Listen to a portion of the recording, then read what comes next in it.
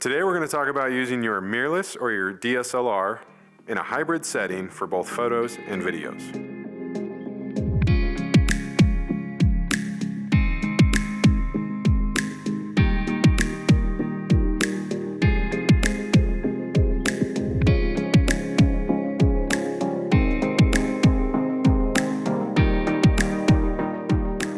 I have the A7 IV set up back here. It doesn't need to be an A7 IV. It can be a Canon, it can be a Nikon, it can be a Fuji. As long as it can do video and photos, you should be able to set it up this way. So hybrid shooting, in this case, is going to be you go out for photography and you want to take pictures of an elk in Rocky Mountain National Park. So you get your picture, it's beautiful, you capture the elk in all its glory, but you want a YouTube reel or an Instagram short or a TikTok. And the way to do that is, in the past, has been we'd pull out our phone, we'd point it at our subject or our camera, and we'd do this video. There's a way to do it with our video cameras, or in this case, a mirrorless or DSLR camera. And I'm gonna show you how to do it quickly through some of the memory settings. Maybe you're using the memory settings for some other things. I'm using those memory settings for video. So we're gonna set up memory 1 as 4K 24. In this case, 4K is your resolution, and 24 is your frames per second. I'm going to set up memory 2 as 4K 60. So again, 4K is our resolution and 60 is our frames per second. You could then go on and set up your third memory as maybe 4K 120 or 1080 120.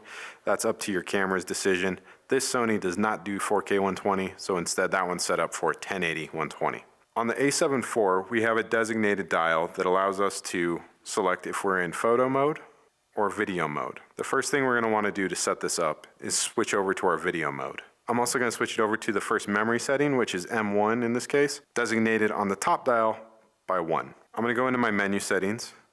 Now in the first shooting menu, we're going to want to go to image quality. This is going to be 4K HD, which is 1080. We're going to go to the XAVC 4K. I have that already selected. That's just going to be 4K footage. We then want to go down to the movie settings, which is where we can select our frame rate. We are going to do 24 frames per second. Here at Truth and Legend, we use 2398 as our base frame rate for all of our videos. In our record setting, this is where the data management comes in. This 60M is going to be your lowest data. It is going to be 8-bit color. I select the 422 10-bit. That is more data. It just gives us a little bit of range because we do film in S-Log3. There's another setting that you might be interested in. It's in the exposure color menu. That is the pink menu in this case. We're going to toggle over there. We're going to go to the fifth menu item, which is your color tone. And we're going to go over to the picture profile. I have mine set to the PP8 setting, which is showing us that it is S-Log3. I have it set up to an S-Gamut3 Cine color. You'll know when you're ready for S-Log footage. In this case, we use S-Log3 footage because we grade all of our footage. That's just part of our workflow. If you're trying to get the fastest solution out of camera, onto your computer, onto YouTube Shorts or Instagram Reels, I would say go with a standard picture profile or leave this off. In this case, I would just go to picture profile off. Then we want to get out of our menu and we want to come to our main screen. The reason we want to do that is we have our frame rate set up, which is 24 frames a second in this case. We want to change our shutter to 1/50. The rule of 180 would say that we need to have twice the frame rate that we're filming at. So we're filming at 24 frames a second. We would be at a shutter of 1/48. This camera doesn't do 1/48, so we're going to go to the closest thing, which is 1/50. The other thing I'm going to do is I'm going to switch my aperture to f/5.6. That gives me good depth of field, so maybe all of the antlers or maybe all of the head of a large animal is in focus. That's going to depend on your focal plane, how close those subjects are. If that subject is really close, you're going to have to go wider than f/5.6. You might have to go to f9 or f11. You could go all the way down to f2.8. The reason I don't do that is that not all of my lenses are f2.8. I don't want to be at that maximum aperture, so I set those all to f/5.6. It's on my front dial, so I can easily dial down to 2.8 if I need to. I'm going to set up my ISO to have a minimum. In this case, because we're not using a picture profile, it is going to be 100. If you're using S-Log3, your minimum on the A7 IV is going to be 800. We're going to set a maximum of 25,600 for the ISO. You may be screaming, saying, Brandon, that's going to be super noisy. Yes, but If you're taking this camera out in low light and something is happening, a mountain lion has jumped on an orca and it's trying to take it down, you're gonna be happy that you have the video setting and that light is there. So we're gonna set that. This brings us back out to the main area. You can see that the ISO is blinking because the cap is on, because it's hit the maximum and it's telling us it's too dark still. We have our aperture settings and our shutter settings. The last thing we wanna do is we wanna go in here and we wanna select our subject. I have it set up in one of my quick menus. We wanna go down to animal in this case because we are setting this up for wildlife. One thing to keep in mind is when you do your subject detection, some of the Sonys have the bird. So if you are going out to photograph and video raptors, you may want to switch that before you leave and set a new one. If you're a bird photographer, set that up as birds. I'm going to set mine up to animals just because I tend to do more animals than birds at this point in time. So we have all of that set up. The last thing that you maybe want to do is your focus mode. I'm going to leave mine on wide.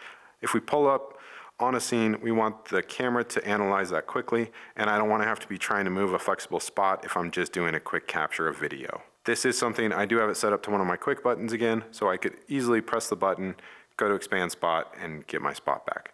But for the memory setting, I'm going to leave it on the wide. The last thing we want to set is our white balance. I'm going to go up to my quick menu. I have it set at C1 just because I want to be able to quickly set that up. I'm going to toggle down to the manual one, and I'm going to set it to 5600 kelvins. That is daylight.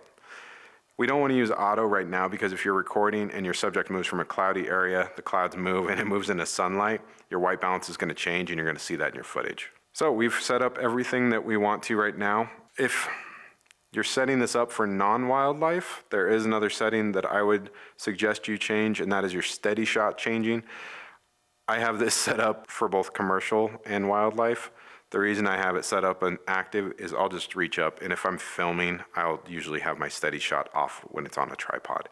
But if you're trying to handhold something, you might want to look into your camera if it has an active stabilization or if it's just a standard stabilization. On the Sonys, you have both the standard and the active. I'm going to turn that active on so that we have the maximum amount of in-body stabilization. We'll also be utilizing the lens's stabilization as well. So now that we have all of that programmed, we're going to go up here and we're going to go over to the first menu, which is our shooting menu. We're going to go down to the shooting mode, and we're going to go to the camera set memory. And this is going to bring up where we want to put this. So for me, because 24 frames per second is our base rate, I'm going to put that as our first memory. And what that's going to do is it's going to program all of this so that when I go into this setting and I click 1, so I'm going to click off this, when I go to 1, it then switches back to everything that we wanted before. So we have the 4K 24, it's at the 100M, 422 10-bit. There's other settings in there. So if you want to change peaking, if you want zebras, if you want all of these little features, change that in your base setting and then program it to those memory settings. All of those will follow through. So let's set number 2, and we'll do that pretty quickly. We're going to go back up here. We're going to go over to our image quality. We're going to go to file format. Again, we want 4K because this camera will do 4K 60. Again, that's 4K resolution with 60 frames per second. So it's a little bit slower. So this is how you do your slow motion stuff. We're going to go down to our movie settings. That is, again, our 24 frames. We're going to change that to 60 frames per second. We want the maximum, in my case, we want the 422 10-bit. We're going to go over and check our media and make sure it is going to slot 1. And then we want to go check, in my case, we're going to check the color tone. We have it set to S-Log 3. Now we're going to click off. Now we switched it to 60 frames per second. So if we go back to what I said earlier, we have to do 180 degrees of what that is. 60 frames per second times 2 is 120, so we need to be at 1 over 120.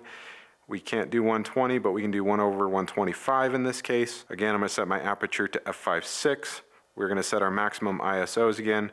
You'll see that the minimum ISO in this case, because we are using S-Log 3, has switched to a base rate of the 800. We're going to set our maximum at 25,600. Keep in mind, you have a ton of light coming in at 1 over 125. That is going to be multiples higher of what you're probably photographing birds at in flight. You're probably up at 1 over 1,000 or 1 over 2,000 for that to really freeze frame those. We have a ton of light to work with, so don't be afraid, again, to go up to f5.6 here.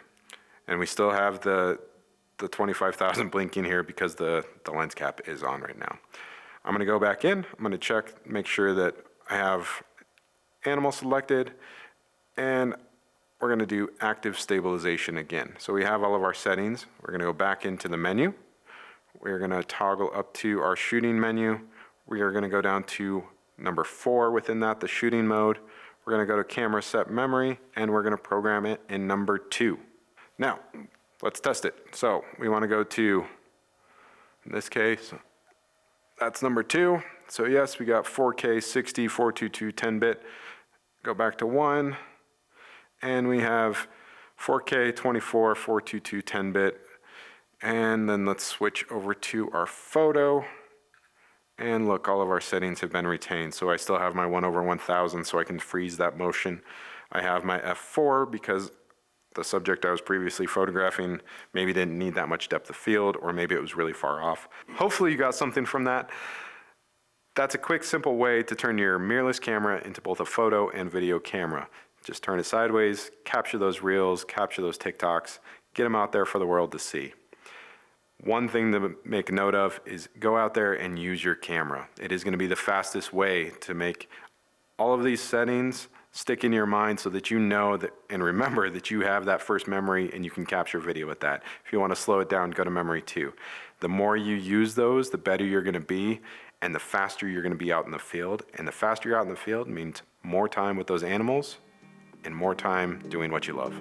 We'll see you next time.